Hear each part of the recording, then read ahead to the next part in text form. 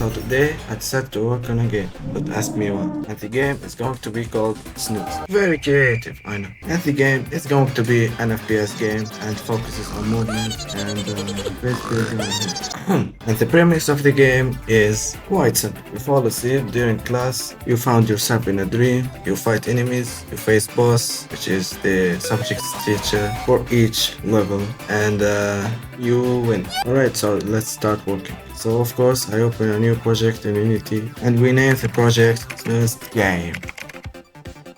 Yes, what? Okay, here. And we pick Universal 3D for better graphics. Then we hit Create Project. Emptiness. Very cool. But yeah, we definitely gotta add something to the scene. So the first thing we're gonna add is a plane. You really thought I was gonna say being acquired. Nice. But this scene looks kinda boring. Oh yeah, definitely looks better. So as of now, this is going to be our testing stage. So without further ado, let's get into the coding. So for the game, I wanted to make the movement like those old games like Quake and Half-Life, where there's a mechanic called B-hopping, where every time we look left and right while jumping in quick succession, you gain more speed every turn you do.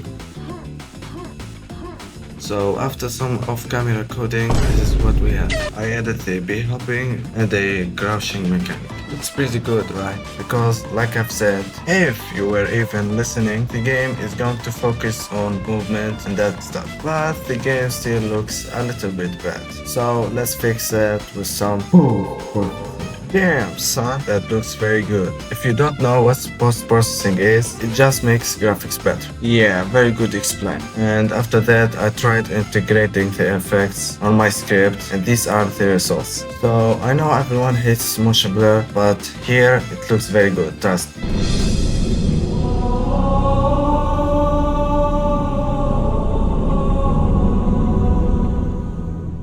So I made the script where the faster you go, the more intense the effects will be. You can see the effects clearly at the edges of the screen. And here's the crouching if anybody asked. But what is an FPS game without enemies? So I went ahead and created our first enemy, which was Pip.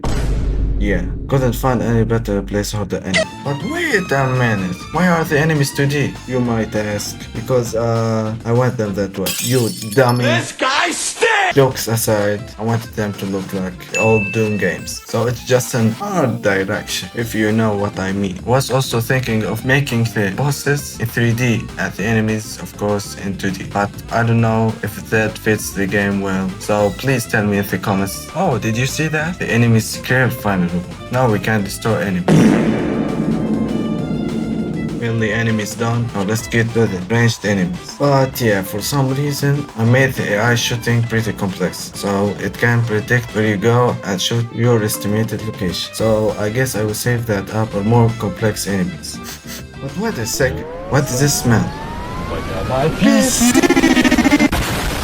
Don't worry guys, I am doing well. Well, the PC, Anyways, I added a basic shooting mechanic with some ammo system which uses hit scan. Now hit scans are pretty simple. It just draws a line from the center of the screen and that line checks if it's hitting an enemy. If it does, it deducts damage. It might fit on normal guns like a pistol or something like that, but I plan on adding a weapon similar to a rocket launcher because the weapons are not really weapons. They are more like tool tools, like slingshots and things like that. So we can use it to perform rocket jumps. So we are going to use a projectile system instead of a hit scan. And also, if you don't know what a rocket jump is, it just simply launches you upwards whenever you shoot a rocket underneath you after you jump, just like in the video shown here.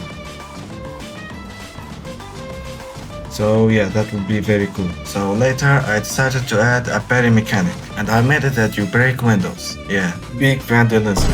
But my idea is that you break windows to get through secret paths and shortcuts. So I added a slow motion function whenever you break a window. Now it looks very cool. Then I added a parry projectile for the enemies and it should work. Okay, wait. Bro. Okay, here. Yes. First time, baby. Then I decided to focus more on the movement. So I went back and added a wall running feature. And yeah, it works. Kinda. You need a pee! And if you're wondering what is that supposed to be, well, that's a secret for later. But as of now, I added a sliding mechanic, which it's supposed to work, I guess. Okay, how about now? Oh, nice, it works, yeah. Alright, we shall stop now. Oh, bro. Okay. Wait, no. Ouch. But lucky for me, I drink a lot of milk. Yes, sir. And would you look at that? The sliding script now works with slide jumping, which is stronger than a normal jump. Looks really cool, am I right? Yes, sir. Yes, sir. And now movement feels a lot better and much more fluid. And now it's time for the thing that everyone was waiting for, my little parkour testing stage. I'm sure that everyone is excited for this moment, am I right? Oh, come on!